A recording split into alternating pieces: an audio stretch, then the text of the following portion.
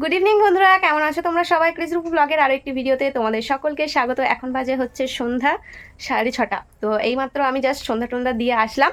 তো আজকের ভিডিওটা আমি শুরু করছি সন্ধ্যা থেকেই। আর সারাদিনে এত পরিমাণে গরম দিয়েছে, মানে গরমে তো নাজেহাল অবস্থা। সকাল থেকে ভিডিও শুরু করছি, কিন্তু হয়ে আর উঠছে না। মানে কি বলতো, স্বস্তি পাচ্ছি না। কোনো রকম রান্নাবাড়ি করছি আর গাছতলায় গিয়ে বসছি, তার মধ্যে দুপুরবেলা করে হচ্ছে লোডশেডিং।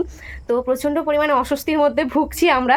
তো যাই হোক, ফ্যানের হাওয়াতে উপায় নেই, কারণ টিনের ঘর আমাদের, বুঝতেই পারছো, রোদে প্রচণ্ড পরিমাণে ঘর একদম পুরো তেপে যাচ্ছে। আর ফ্যান ছাড়লে সেই মনে হচ্ছে যেন আগুন নেমে আসছে।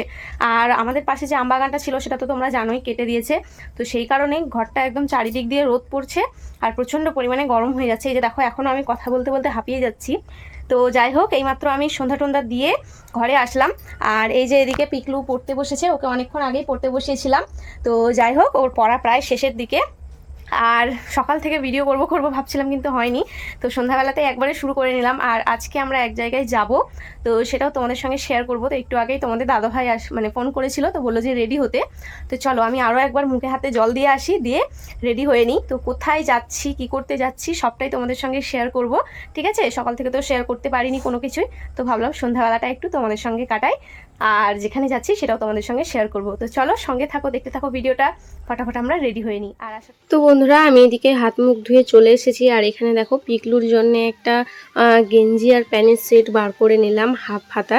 মানে যেহেতু প্রচণ্ড পরিমাণে গরম পড়েছে সেই কারণে। আর আমি এদিকে দুটো শাড়ি বের করেছি, কোনটা পরবো বুঝে উঠতে পারছি না। তো সেই কারণে দেখে নিচ্ছি যে কোনটা ভালো লাগবে। তার মধ্যে যেহেতু প্রচণ্ড গরম, মানে কোনটা পরলে আমি বেশি কমফোর্টেবল ফিল করব সেই শাড়িটাই বের করেছিলাম। তো দুটোই ছিল সুতির, একটা সুতি আর একটা ওই খাদি কটনের।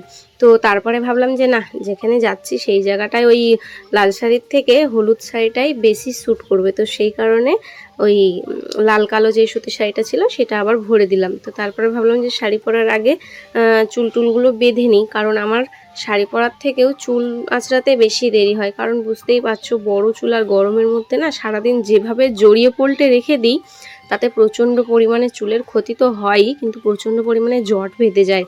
আর এই চুলের যত্ন আমার একদম হচ্ছে না। পুরো ডগগুলো এত পরিমাণে ফেটে গেছে, কি করব বুঝতে পারছি না চুলের ডগ ফাটার জন্যে। তো তোমরা যদি কেউ জেনে থাকো অবশ্যই কিন্তু আমাকে জানাবে, তাহলে আমি সেটাই করব। তো হ্যাঁ, এটা জানি যে ডগ কাটতে হবে, কিন্তু তারপরে কি করব সেটা আমাকে জানিও অবশ্যই। তো চলো আগে রেডি হয়ে নিই। এই যে মোটামুটি আমি রেডি, একদম সিম্পলভাবে একটু সাজুগুজু করে নিলাম। আর তোমাদের দাদাভাই যেহেতু নেই কো, সেই কারণে একা একা শাড়িটা পরতে আমার ভীষণই কষ্ট হলো। কুচিটা তো একদমই ভালো হয়নি, কারণ ওই আমার কুচি ধরে। তো যাই হোক, আমি তো রেডি হয়ে নিলাম, এবার পিকলুকে রেডি করিয়ে নেবো। আর গরমের মধ্যে না একদম হালকা পাতলা সাজুগুজু, ঠিক আছে। তো যাই হোক, চলো পিকলুকে রেডি করিয়ে নিই, ওরা চলে আসবে এক্ষুনি। ফোন করে দুবার শুনে নিল। কিছুক্ষণের মধ্যেই সবাই দোকান থেকে চলে আসে। তো এদিকে দেখো, বাবাও রেডি হয়ে গেছে আর জলের বোতল টোতল নিয়ে নিচ্ছি। নিয়ে এই যে ওরা দাদু নাতি এদিকে বেরিয়ে যাচ্ছে, আর আমি এদিকে ঘরের তালা টালা মারছি। তোমাদের দাদাভাই বাইক নিয়ে বাইরে দাঁড়িয়ে আছে, তো ও সবার আগে গাড়িটাই বের করে নেয় বাইরে। আর আমি তালা টুলা চারিদিক দেখে শুনে তারপরে বাড়ি থেকে বেরোই। যেখানেই যাই আগে ভালো করে দেখে নিই, দরজা টরজা ভালোভাবে বন্ধ করে নিই। তো চলো যাওয়া যাক আগে, অনেকটাই দেরি হয়ে গেল, তাড়াহুড়ো করতে করতে অনেকটাই দেরি হয়ে গেল। এই যে চলে এসেছি সেই জায়গায়, একটা পুজো বাড়ির নেমন্তন্ন ছিল। তো এটা হচ্ছে বজরংবলী বা মহাবীর পুজো যেটাই বলো, সেখানেই। তো অনেকটা দেরি করে আসার কারণে পুজোটা দেখতে পারলাম না। তো যাই হোক, কি আর করবো। তারপরে পুজোর প্রসাদ খেতে চলে এসেছি প্যান্ডেলে। এখানেও এসে দেখছি আমরাই লাস্ট, খাওয়া দাওয়া প্রায় শেষের দিকে, হাতে গোনা কয়েকজন আর বাকি আছে খাওয়া দাওয়া করতে। তো এদিকে দেখো, আমরাও একটা ফাঁকা চেয়ার দেখে বসে পড়লাম। তো এদিকে আমি আর পিকলু বসেছি, ওদিকে তোমাদের দাদা ভাই আর বাবা বসেছে। আর এই যে ফাইনালি প্রসাদও দিয়ে দিয়েছে, খিচুড়ি আর হচ্ছে একটা মিক্স ঘন্ট, পাঁপড় ভাজা নয় ওটা, আলুর চিপস ভাজা, আর ছিল লাস্টে চাটনি শেষ পাতে। তো এই গরমে আমার তো প্রায় নাজেহাল অবস্থা। মানে আমি খালি মনে মনে ভাবছি যে খিচুড়িটা খেয়ে যাওয়ার পর যে আমার কি অবস্থা হবে জানি না। তবে যাই বলো আর তাই বলো, আমি তো এমনিতেই খিচুড়ির ভক্ত। আর খিচুড়ি প্রসাদটা যে এত সুন্দর হয়েছিল না, কি বলবো তোমাদেরকে। মানে পুজো মিস হয়ে গেছে তো কি হয়েছে, খিচুড়ি তো মিস হয়নি, তাই না? তো যাই হোক, চলো আগে শান্তি মনে খেয়ে নিই।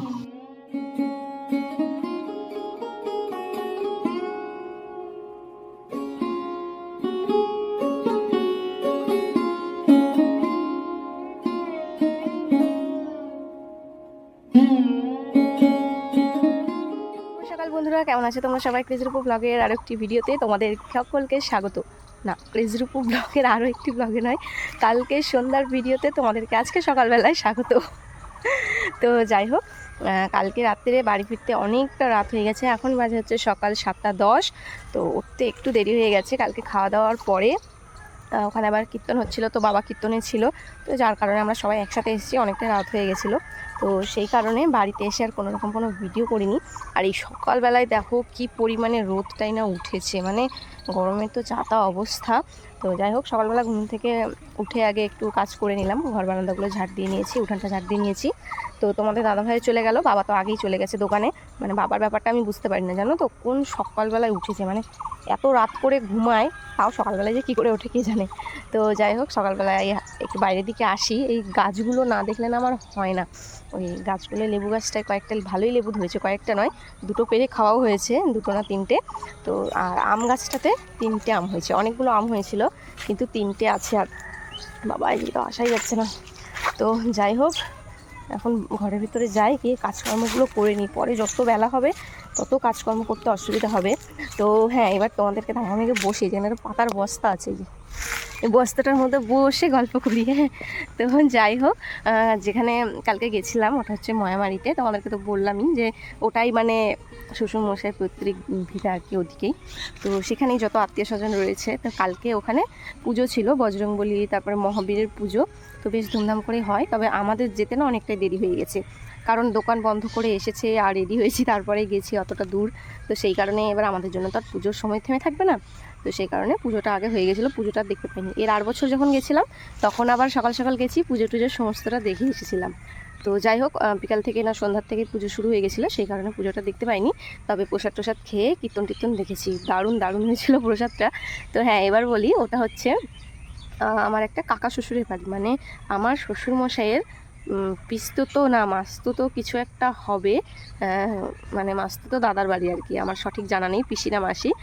তবে শ্বশুরমশাইয়ের একটা দাদার বাড়িতে পুজোটা ছিল, তো সেখানেই গেছিলাম। তো যাই হোক, খুব আফসোস হলো পুজোটা দেখতে পারলাম না, তোমাদের সঙ্গেও শেয়ার করতে পারলাম না। তো যাই হোক, পরের বছর তো আছেই আবার, তাই না? তবে দর্শন তো করিয়েছি, নিজেরাও করেছি। তো প্রণাম টনাম করে ওদিকে খাওয়া দাওয়াও অনেকক্ষণ আগে থেকে শুরু হয়ে গেছিলো। তো সেই কারণে আবার ওই কাকিমাটা বললো যে আগে প্রসাদ টসাদ খেয়ে নাও, তারপরে কীর্তন করো। ততক্ষণে কীর্তনের দলও আসেনি। তো আমরা খেয়ে দিয়ে বেরিয়েছি, তারপরে দেখছি কীর্তনের দল এসে সবে ওই তিলক টিলক দিচ্ছে আর কি। তো সেই কারণে বাবাও বসলো, আমরাও বসেছিলাম। দিয়ে তারপরে তো বাড়ি এসে আর শরীর চলে না, ঘুমিয়ে গেছি, প্রচণ্ড ক্লান্ত হয়ে গেছিলাম। তার মধ্যে সারাদিনের গরমে না ঠিকমতো দুপুরেও ঘুমাতে পারিনি। আর পিলুও খুব বিরক্ত করেছিল, ওরও এবার ঘুম ধরে গেছে, ওই জন্যে এই তো এসে আর কোনোরকম কোনো ভিডিও করা হয়নি গো। তো যাই হোক, বাড়ি এসে খালি কোনোরকম চেঞ্জ করে মুখ হাতটা ধুয়েছি, ধুয়ে একদম বিছানায় কুপোকাত। তো যাই হোক, এই এত দেরি করে ঘুম থেকে উঠলাম, আর এই যে ঘুমের ঘরে ক্লিপ টিলিপ সব কোথায় খুলে ছিটকে ছাটকে ফেলেছি, মাথার অবস্থা দেখো। তো যাই হোক, চলো, সকাল সকাল অনেক গল্প করে নিলাম, এখন কাজ রয়েছে, কাজগুলো আগে সেরে নিই, না সেটা এই রোদে আমার নাজেহাল অবস্থা হয়ে যাবে। দেখবে কি অবস্থা, দেখো এখনই ওয়েদার দেখো কি রোদ, মনে হচ্ছে যেন 10টা পার হয়ে গেছে, দুপুর 12টা মনে হচ্ছে, বাইরের দিকে তাকানো যাচ্ছে না। ঠিক আছে, চলো, পিকলুকে তো এখনও তুলিনি, ও ওঠেনি কো এখন, না ওর সকালে যেহেতু প্রাইভেটটা নেই কো, আমি ওকে বিকেল থেকে পড়াই 5:30 থেকে। তো সেই কারণে আমি আর সকালবেলা ওর ঘুমটা না ভাঙাই না কো, কারণ ওই কাঁচা ঘুমে তুলে দিলে সারাদিন খ্যাটম্যাট করে। তো চলো, কাজকর্মগুলো সেরে নিই, অনেক গল্প হবে সারাদিনে, ঠিক আছে, সঙ্গে থাকো। তার মধ্যে আবার বাড়িতে কুটুমজন আসবে, তো সেই কারণে আরও কাজকর্ম রয়েছে। তো কে আসছে, কবে আসছে, এই তো কুটুম গেল, আবারও কুটুম আসবে, তো তোমরা সেটা সবটাই দেখতে পাবে, ঠিক আছে।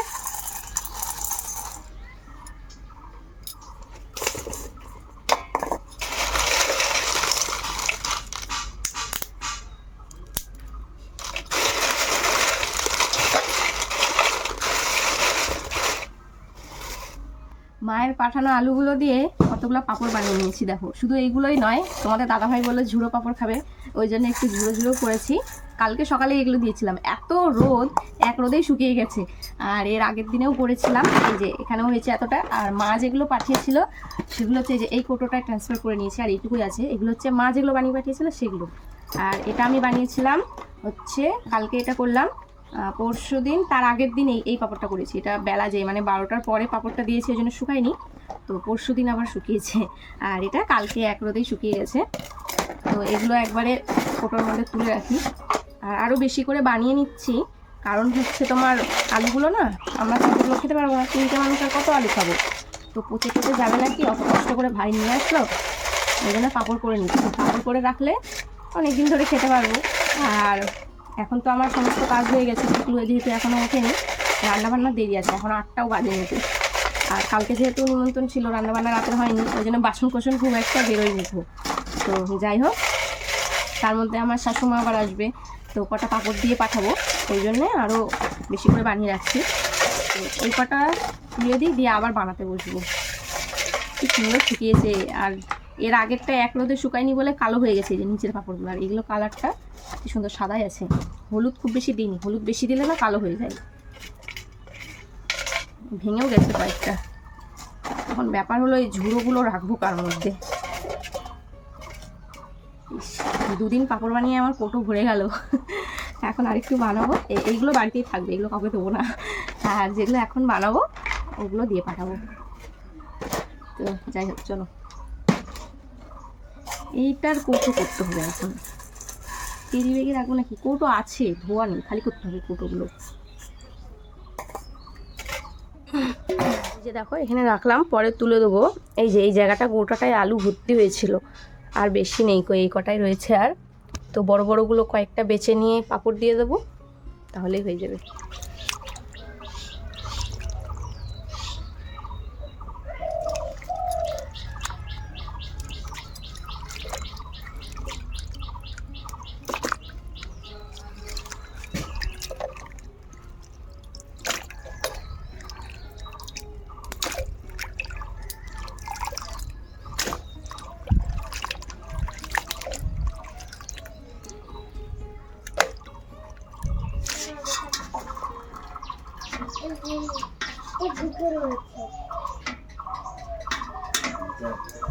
কি এটা পড়ছে?